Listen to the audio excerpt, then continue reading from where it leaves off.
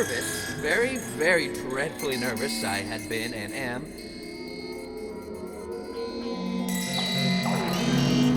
But why will you say that I am mad? Disease had sharpened my senses, not destroyed, not dulled them.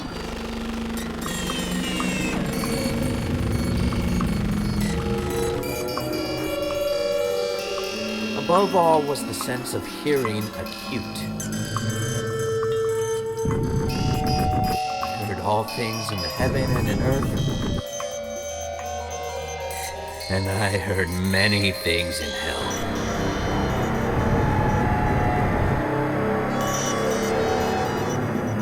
How then am I mad?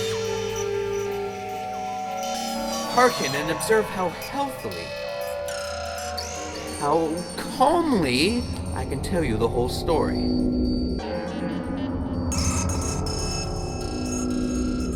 It is impossible to say how first the idea entered my brain, but once conceived, it haunted me day and night.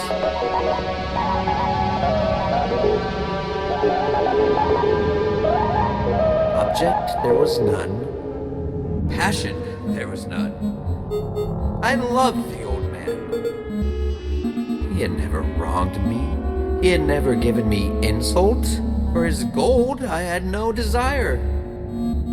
I think it was his eye. But yes, it was this. He had the eye of a vulture.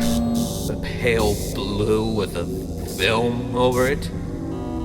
Whenever it fell upon me, my blood ran cold. So by degrees, very gradually, I made up my mind to take the life of the old man. Thus rid myself of the eye forever. Now this is the point. You fancy me mad. Madmen know nothing. But you should have seen me. You should have seen how wisely I proceeded, with what caution, with what foresight, with what dissimulation I went to work. I was never kinder to the old man than during the whole week before I killed him.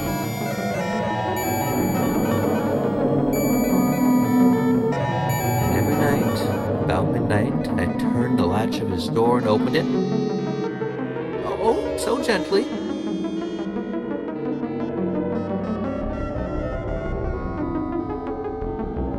And then, when I had made an offering sufficient for my head, I put in a dark lantern, all closed that no light shone in.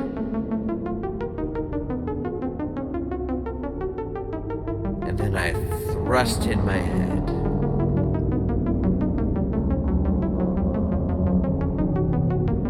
Oh, you would have laughed to see how cunningly I thrust it in.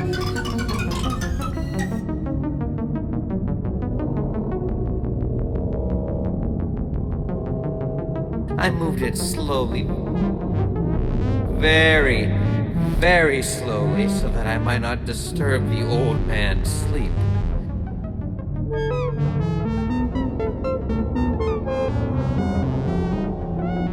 It took me an hour to place my whole head within the opening so far that I could see him as he lay upon his bed. Would a madman have been so wise as this? And then, when my head was well in the room, I undid the lantern cautiously, oh, so cautiously. Cautiously, for the hinges creaked. I undid it just so much that a single thin ray fell upon the vulture eye. And this I did for 7 long nights. Every night, just at midnight, but I found the eye always closed. And so it was impossible to do the work, for it was not the old man who vexed me, but his evil eye. And every morning, when the day broke, I went boldly into the chamber, spoke courageously to him, calling him by name in a hearty tone, and inquiring how he had passed the night. So you see, he would have been a very profound old man indeed to suspect that every night just at 12, I had looked in upon him while he slept. Upon the 8th night, I was more than usually cautious in opening the door. The watch's minute hand moves more quickly than did mine. Never before that night I have felt the extent of my own powers, my sagacity.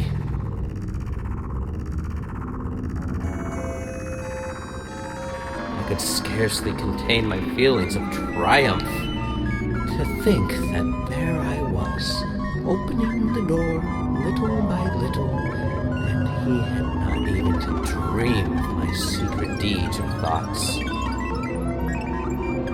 I fairly chuckled at the idea, and perhaps he heard me, for he moved on the bed suddenly, as if startled.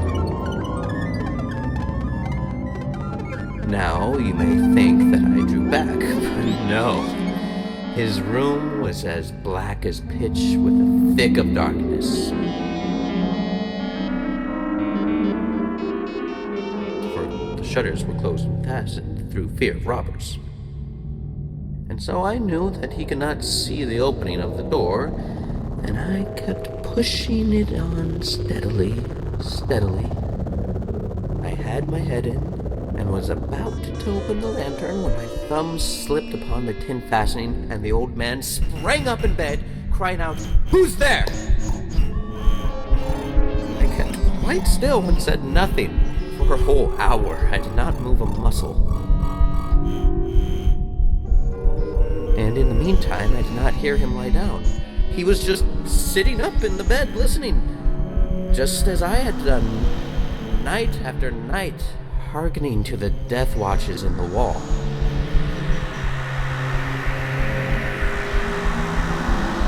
Presently, I heard a slight groan, and I knew it was the groan of mortal terror.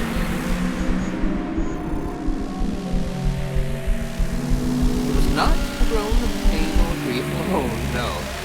It was the low, stifled sound that arises from the bottom of the soul when overcharged with awe. I knew the sound well. Many a night, just at midnight, when all the world had slept, it had welled up from my own bosom, deepening with its dreadful echo. The terrors that distracted me, I say I knew it well. I knew what the old man felt, and I pitied him, though I chuckled at heart. I knew that he had been lying awake ever since the first slight noise when he had turned into bed.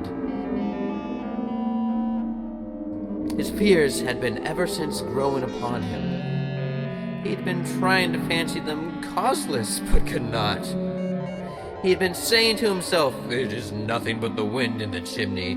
It is only a mouse crossing the floor, or it is merely a cricket which had made a single chirp." Yes. He had been trying to comfort himself with these suppositions, but he had found all in vain. All in vain because death, in approaching him, had stalked him with a black shadow before him and enveloped the victim.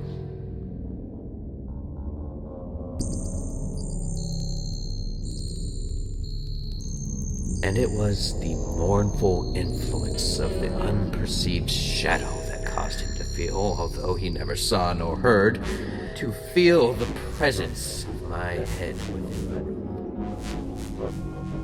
When I had waited a long time, very patiently, without hearing him lie down, I resolved to open a very, very little crevice in the lantern. So I opened it. You cannot imagine how stealthily, until at length a simple dim ray like the thread of the spider shot out from the crevice and fell upon the vulture eye.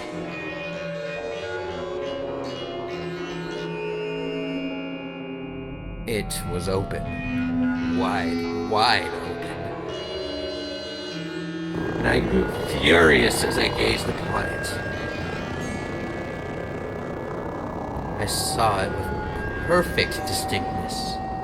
All a dull blue, the hideous veil over it that chilled the very marrow in my bones. But I could see nothing else of the old man's face or person, for I had directed the ray, as if by instinct, precisely upon the damned spot. And have I not told you that what you mistake for madness is but over-acuteness of the sense? Now, I say, there came to my ears a low, dull, quick sound, such as a watch makes when enveloped in cotton. I knew that sound well, too. It was the beating of the old man's heart. It increased my fury as the beating of a drum stimulates the soldier into courage. But even yet, I refrained and kept still. I scarcely breathed. I held the lantern motionless. I tried how steadily I could maintain the ray upon the eye. Meanwhile, the hellish tattoo of the heart increased. It grew quicker and louder every instant. The old man's terror must have been extreme.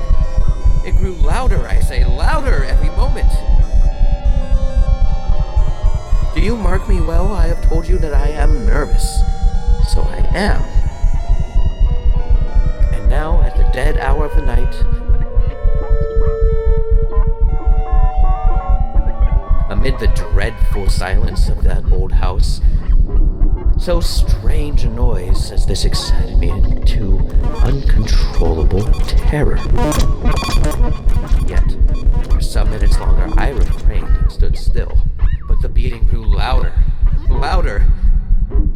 I thought the heart must burst.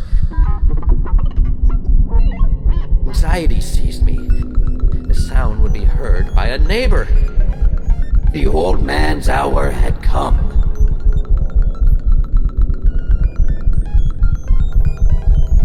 With a loud yell, I threw open the lantern and leaped into the room. He shrieked once, only once. In an instant, I dragged him to the floor and pulled the heavy bed over him, and I smiled gaily to find the deed so far done. But, for many minutes, the heart beat on with a muffled sound. This, however, did not vex me. It would not be heard through the wall. At length it ceased. The old man was dead.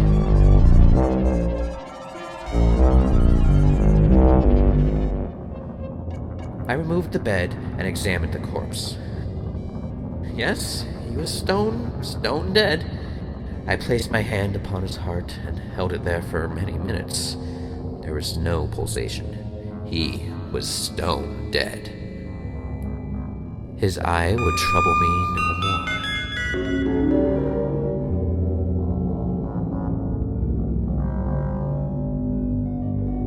If still you think me mad, you will think so no longer when I describe the wise precautions I took for the concealment of the body. The night waned, and I worked hastily, but in silence.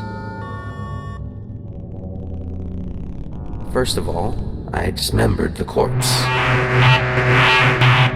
I cut off the head, and the arms, and the legs. I then took up 3 planks from the flooring of the chamber, and deposited all between the scantlings. I then replaced the boards so cleverly, so cunningly, that no human eye, not even his, could have detected anything wrong. There was nothing to wash out, no stain of any kind, no blood spot, whatever. I'd been too wary for that. A tub had caught all. When I had made an end of these labors, it was 4 o'clock. Still dark as midnight.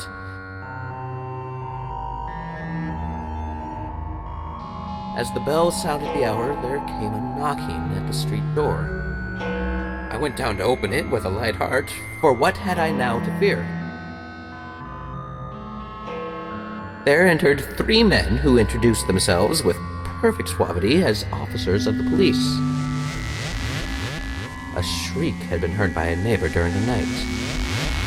Suspicion of foul play had been aroused. Information had been lodged at the police office, and they, the officers, had been deputed to search the premises. I smiled, for what had I to fear?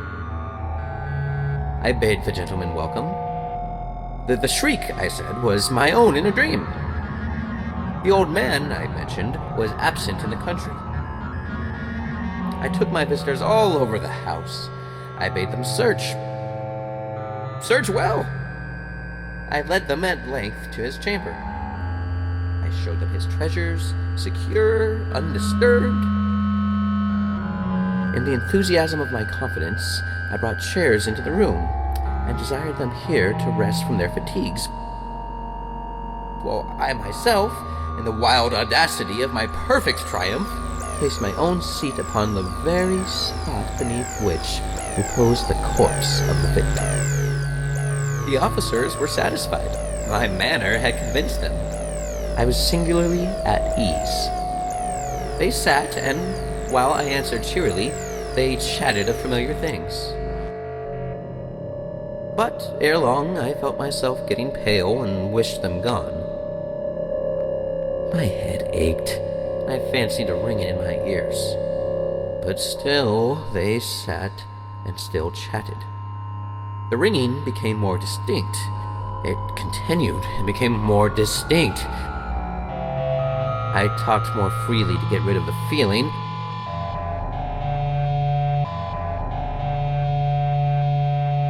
But it continued, gained definiteness until, at length, I found that the noise was not within my ears.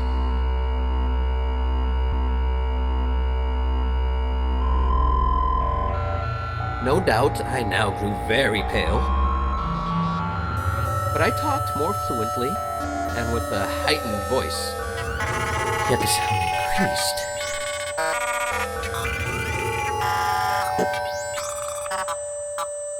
And what could I do? It was a low, dull, quick sound, much such a sound as a wash makes when enveloped in cotton.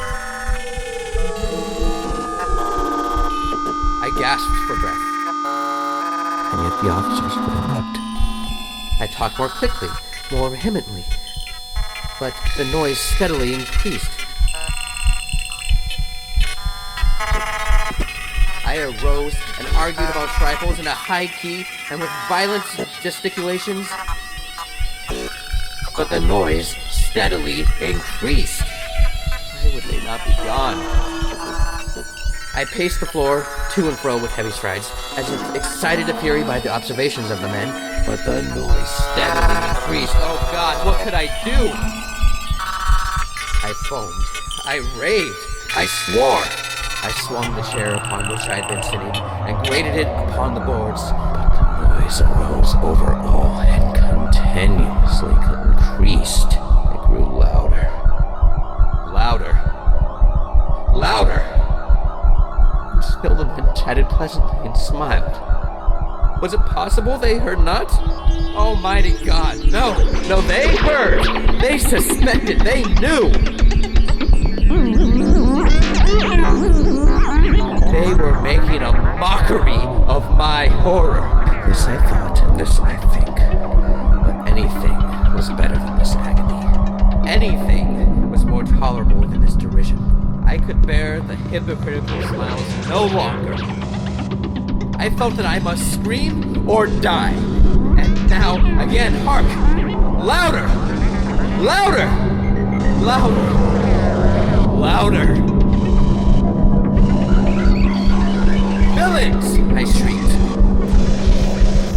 Dissemble no more! I admit the deed. Tear up the planks! Here! It is the beating of his hideous heart.